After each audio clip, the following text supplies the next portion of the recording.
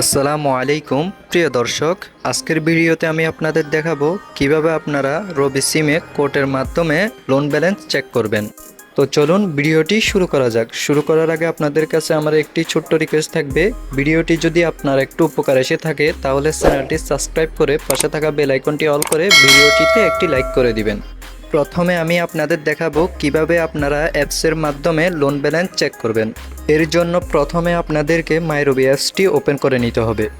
Open করার পর উপরের দিকে দেখবেন 3 লাইন দেখা যাচ্ছে, এটার উপর ক্লিক করতে হবে।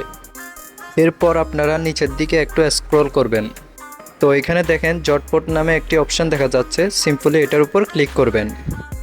তো ক্লিক করার পর দেখেন এখানে শো করতেছে total eligible amount, current limit, loan balance.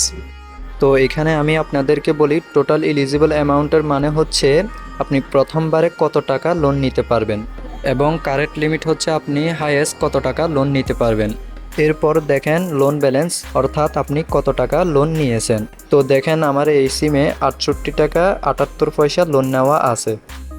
এরপর দেখেন উপরে লোন হিস্টোরি নামে আরেকটি অপশান দেখা যাচ্ছে, এটার উপর ক্লিক করবেন।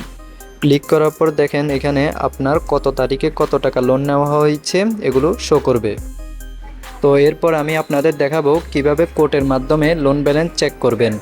এর জন্য আপনাদেরকে ফোনের ডায়াল প্যাডটি ওপেন করে নিতে হবে। ডায়াল প্যাড ওপেন করার পর এখানে লিখবেন *123*600# *123*600# ডায়াল করার পর আপনার রবি সিমে এটি ডায়াল করবেন।